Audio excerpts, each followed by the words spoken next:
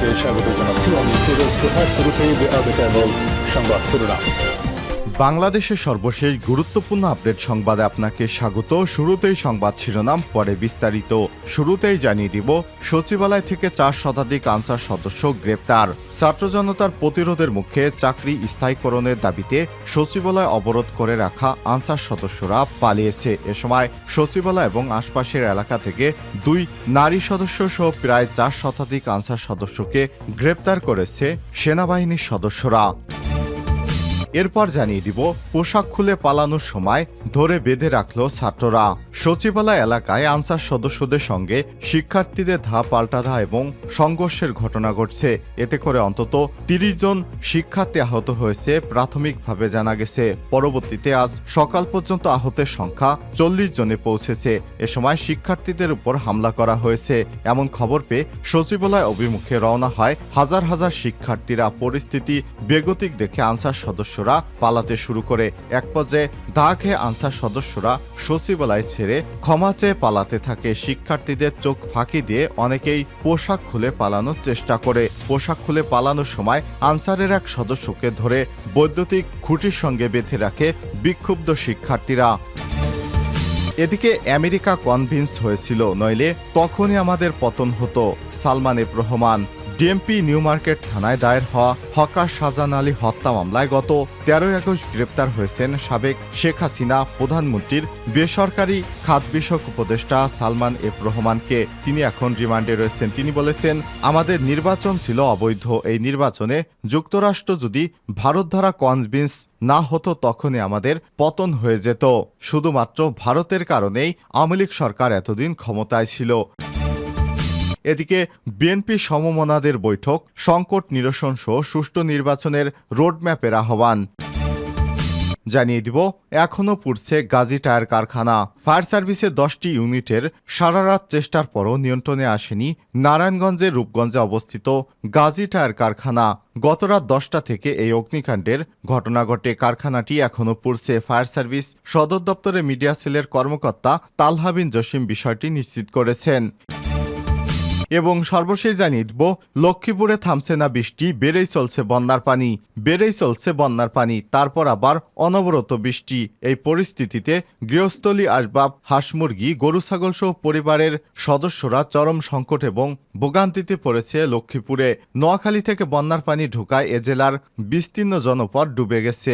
দিনরাত থেমে থেমে বৃষ্টি হচ্ছে পুরো জেলায়। এতে সময় যত যাচ্ছে বন্যার পরিস্থিতি ততই অবনতি হচ্ছে লক্ষ্মীপুরে।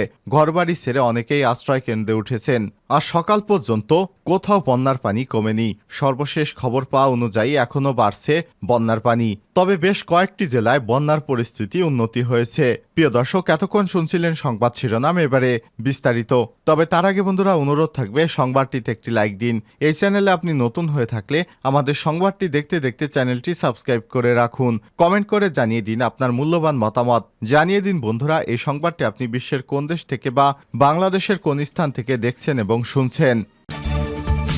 সচিবালয় থেকে 4 শতাধিক আনসার সদস্য গ্রেপ্তার। ছাত্র জনতার প্রতিরোধের মুখে চাকরি স্থায়ীকরণের দাবিতে আসা সচিবালয় অবরোধ করে রাখা আনসার সদস্যরা শেষ পর্যন্ত পালিয়ে যায়। পালানোর আগে ছাত্রদের তারা হামলা করেছিল। এই হামলায় ঢাকা বিশ্ববিদ্যালয় সহ বিভিন্ন বিশ্ববিদ্যালয়ের প্রায় 40 জন শিক্ষার্থী আহত হয়েছিল এই আনসার বাহিনী দ্বারা।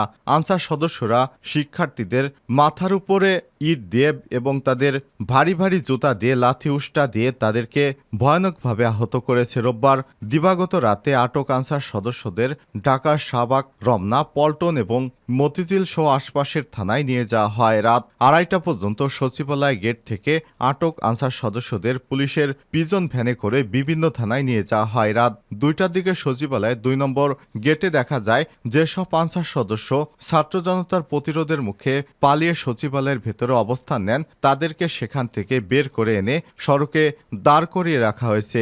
তাদের নিরাপত্তায় কাজ করছে সেনাবাহিনীর সদস্যরা। সে সময় তারা সর্বোচ্চ সতর্ক অবস্থায় ছিলেন। সকাল থেকে জাতীয় প্রেস ক্লাবের সামনে কয়েক হাজার আনসার সদস্য চাকরি রাজস্ব খাতে হস্তান্তরের দাবিতে সমাবেশ করছিলেন।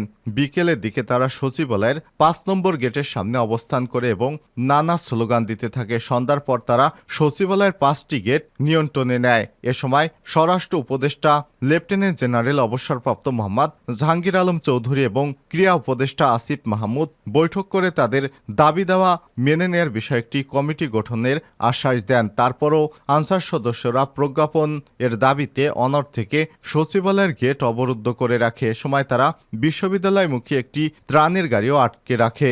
এক পর্যায়ে রাত ৮টার দিকে সচিবালয়ে উপদেষ্টা এবং সমানকদের অবরুদ্ধ করে রাখার খবরে ঢাকা বিশ্ববিদ্যালয় থেকে শিক্ষার্থীরা মিছিল নিয়ে সচিবালয়ের উদ্দেশ্যে রওনা হয়। এ সময় আনসার সদস্যরা ইটপাটকেল ছুটতে থাকে শিক্ষার্থীদের উপর। এ সময় গুলিও চালায় আনসার সদস্যরা শিক্ষার্থীদের উপর। পরে ছাত্ররা শিক্ষা ভবনের দিকে সরে গিয়ে আনসার সদস্যদের স্থান ত্যাগ করার অনুরোধ করে, কিন্তু তারা স্থান ত্যাগ না করে উল্টো ছাত্রদের উপর তেড়ে আসে এবং গুলি ছুটতে থাকে।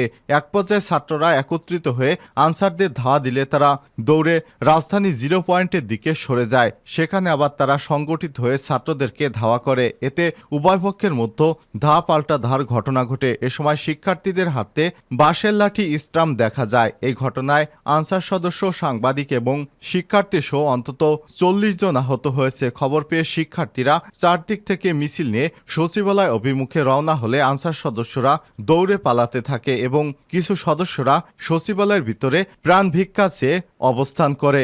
প্রত্যক্ষদর্শী একাধিক ব্যক্তি যুগান্তরকে জানিয়েছে সমন্বয়কদের সচিবালয় আনসার সদস্যরা আটকে রেখেছে। এমন খবরে ঢাকা বিশ্ববিদ্যালয় থেকে একাধিক মিছিল নিয়ে শিক্ষার্থীরা সচিবালয়ে আসে। শিক্ষা ভবন পার হওয়ার পরে আনসারদের দিক থেকে শিক্ষার্থীদের উপর ইটপাটকেল এবং গুলি ছুটতে দেখা যায়। এতে মিছিলের সামনের দিকে বেশ কয়েকজন শিক্ষার্থী এবং সাংবাদিকবৃন্দ আহত হয়েছেন। পোশাক খুলে পালানোর সময় ধরে বেঁধে রাখল ছাত্ররা। সচিবালয় এলাকায় আনসার সদস্যদের সঙ্গে শিক্ষার্থীদের সংঘর্ষের এক পর্যায়ে সচিবালয় এলাকা থেকে পালানোর সময় এক আনসার সদস্যকে ধরে বৈদ্যুতিক খুঁটির সঙ্গে বেঁধে রাখে শিক্ষার্থীরা। শিক্ষার্থীদের উপর হামলা করা হয়েছে এমন খবর পেয়ে সচিবালয় অভিমুখে রওনা হন হাজার হাজার শিক্ষার্থী। পরিস্থিতি দেখে আনসার সদস্যরা পিছু হটতে শুরু করেন। এক পর্যায়ে ধা খেয়ে আনসার সদস্যরা সচিবালয় ছেড়ে পালাতে শুরু করে। শিক্ষার্থীদের চোখ ফাঁকি দিতে অনেকে পোশাক খুলে পালানোর চেষ্টা করে। পোশাক খুলে পালানোর সময় আনসারের এক সদস্যকে ধরে বেঁধে রাখে বিক্ষুব্ধ ছাত্ররা। এ সময় রাত 9:50 দিকে তাকে বেঁধে রাখা হয় খুঁটির সঙ্গে। আমেরিকা কনভিন্স হয়েছিল, নইলে তখনই আমাদের পতন হয়ে যেত। সালমান। ডিএমপি নিউ মার্কেট থানায় দায়ের হওয়া মামলায় গ্রেপ্তার হয়েছে শেখ হাসিনার বেসরকারি বিনিয়োগ বিষয়ক উপদেষ্টা সালমান এফ রহমান।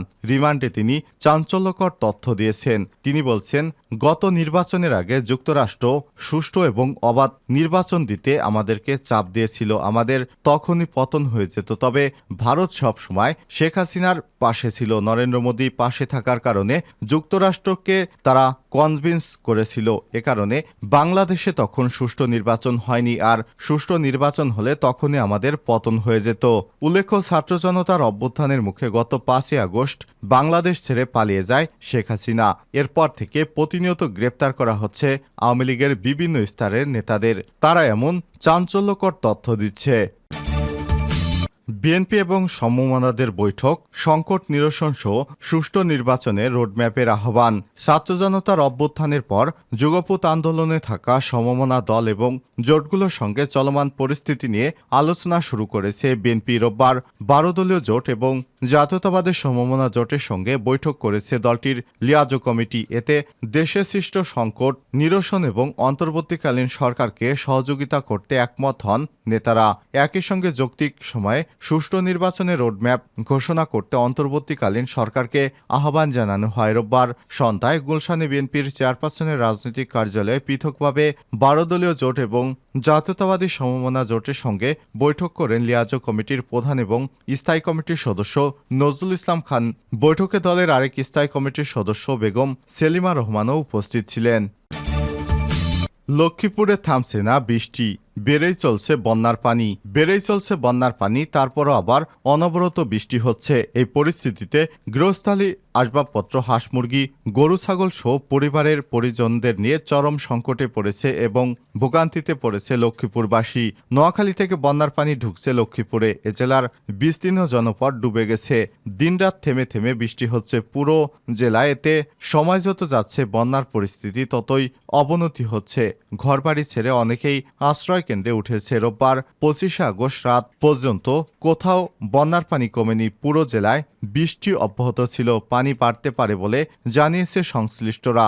দত্তপাড়া ইউনিয়নের কোরইতলা এলাকার বাসিন্দারা জানিয়েছেন, গত 7 দিন ধরে তাদের বাড়িঘর বৃষ্টির পানি জমেছিল।